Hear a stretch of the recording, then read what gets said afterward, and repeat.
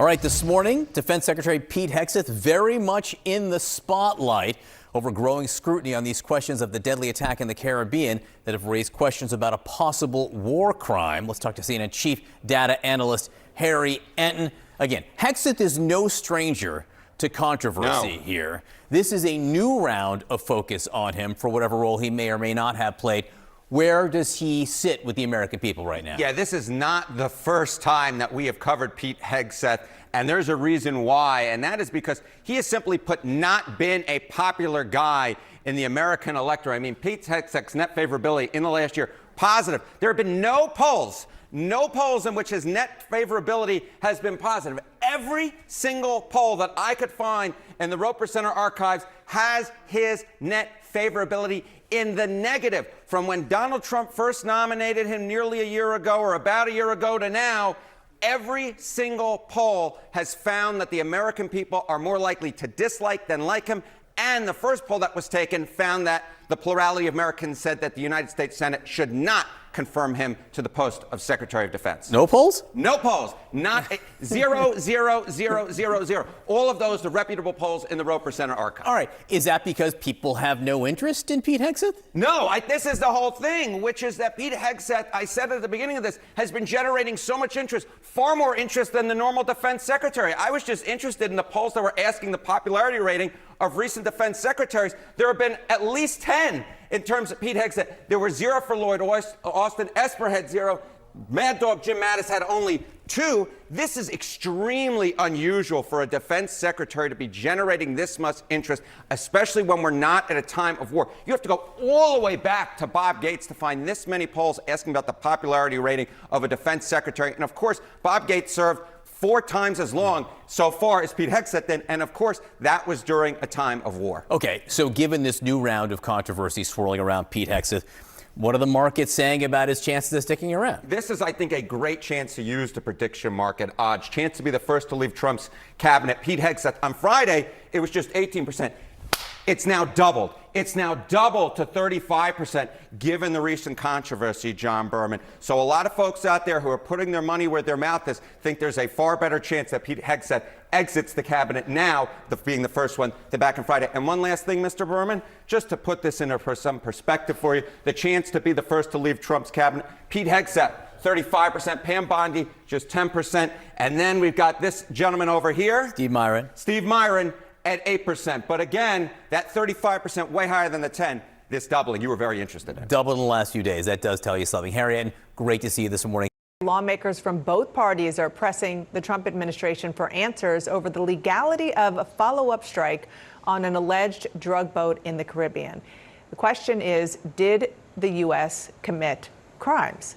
Who is responsible, if so? Joining me now from Capitol Hill is Senator Jack Reed, who is the top Democrat on the Senate Armed Services Committee. Thank you so much for being here, sir. It was really interesting to see over the weekend the statement that came into my inbox from you and the Republican chair of the committee, Senator Roger Wicker, together vowing to investigate these strikes. First, what are you hoping to get? Tapes, transcripts?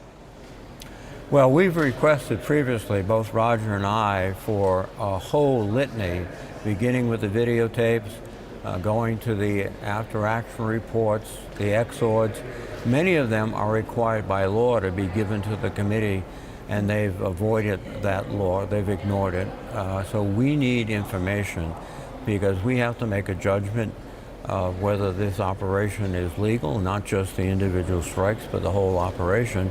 And then, of course, the attention is now being focused on one of the strikes and the possibility of criminal activity.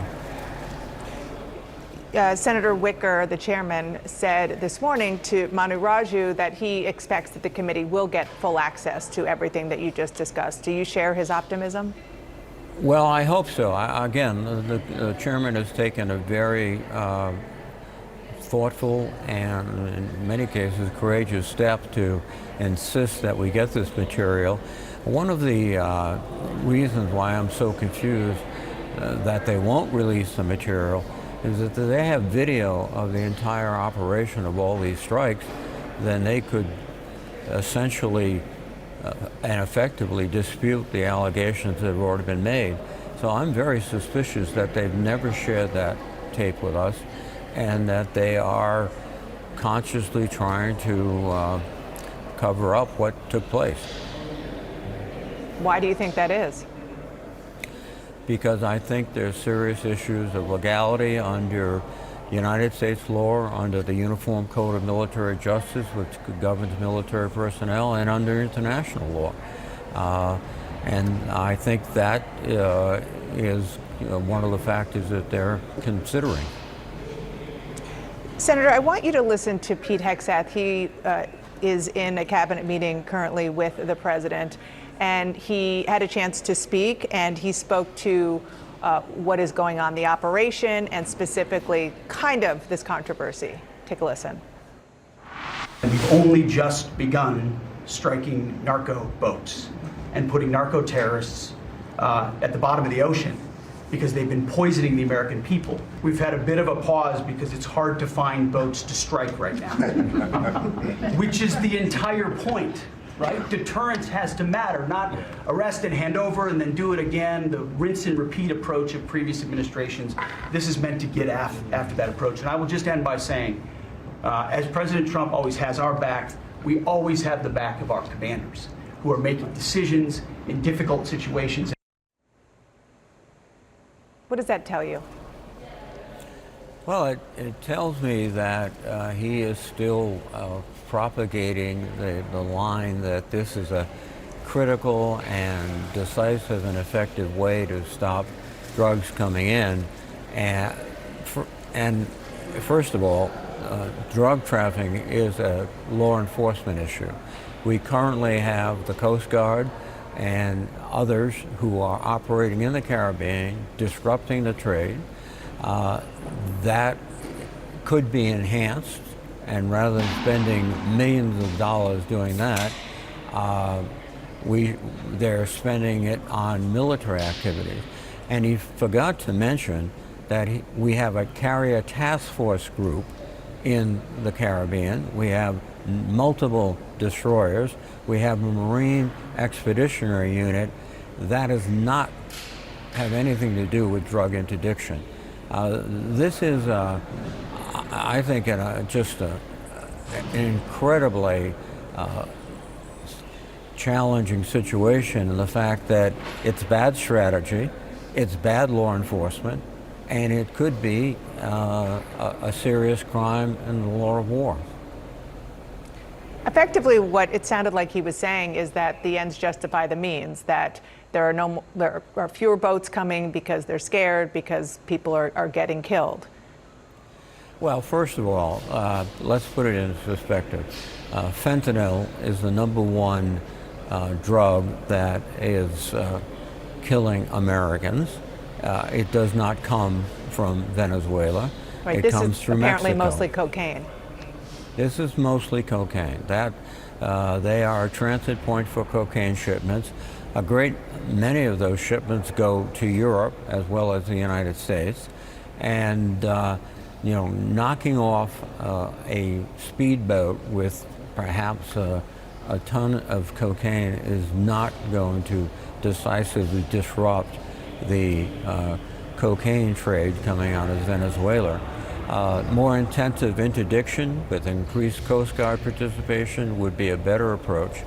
The other issue, I think, is that one of the factors that drives use in the United States is demand. And most narco traffickers are not in those boats. They pay people to do that, and usually people who are not significantly involved with narco trading. It's the way they make money. Mm-hmm. And rather than doing that, we should spend a lot more resources on law enforcement in the United States. They're actually cutting that back in terms of federal intervention, and also medical care and therapy that will get people off drugs and prevent them from dying because of drug addiction.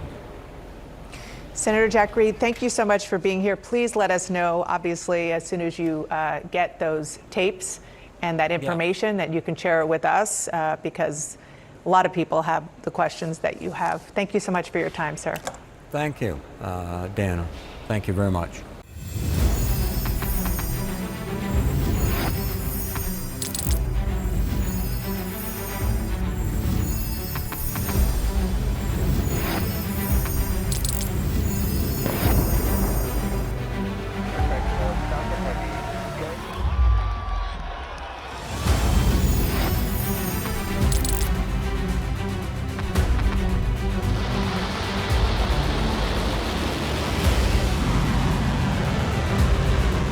Been fighting so long and so hard that they don't know what the they're doing.